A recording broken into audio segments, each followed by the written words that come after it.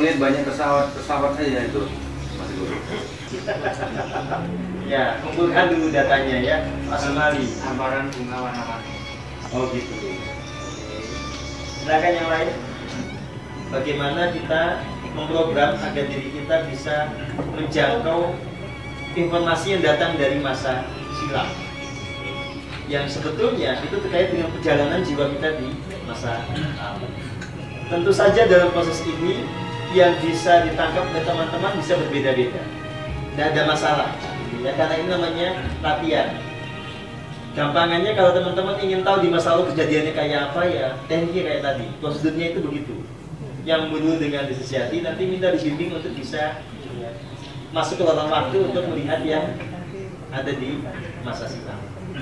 Tentu saja di awal ya kayak Mas Zaki lah, kita bisa lihat TV yang gelap gitu ya. Ya itu gambaran memang kita belum hening. Tapi semakin kita hening, semakin akan banyak ada informasi yang bisa kita dapatkan. Tapi informasi itu bisa sifatnya visual, kelihatan gitu ya. Bisa hanya narasi, bisa juga tiba-tiba ngerti aja bahwa di kejadian itu sebetulnya ada apa. Proses demi proses sudah saya lalui ketika saya masuk di pondok pesantren.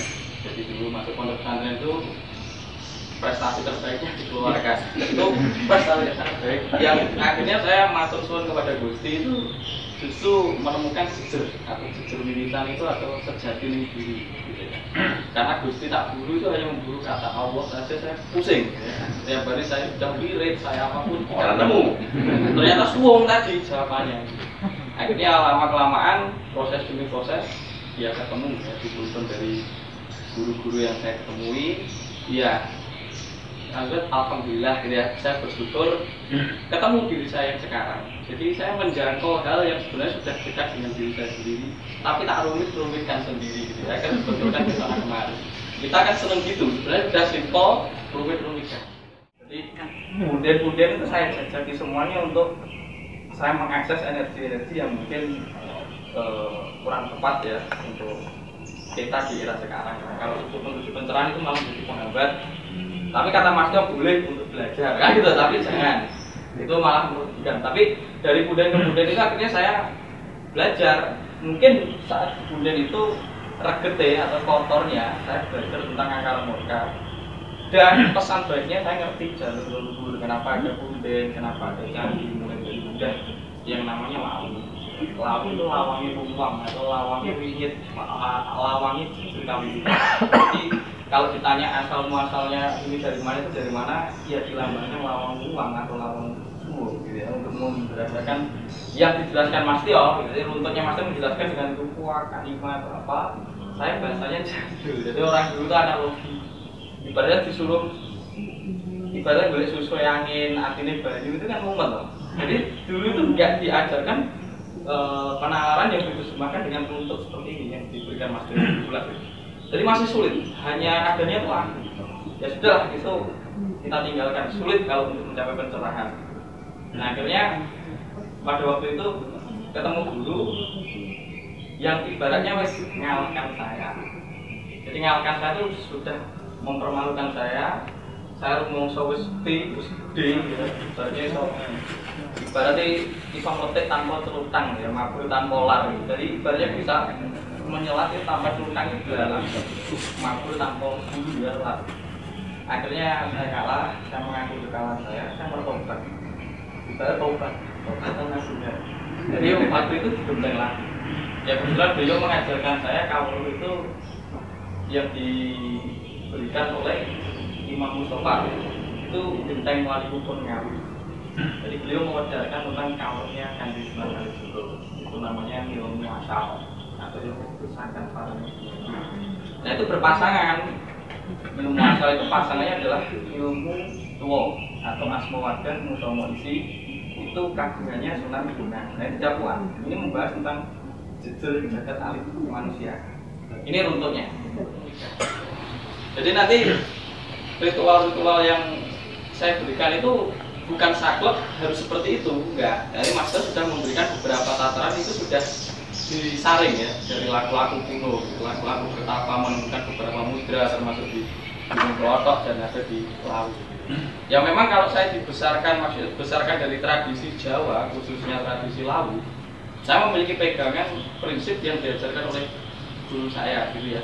Jadi nanti silahkan itu diinterpretasikan sendiri. Jadi Anda yang harus memilih yang pas untuk jenengan semuanya.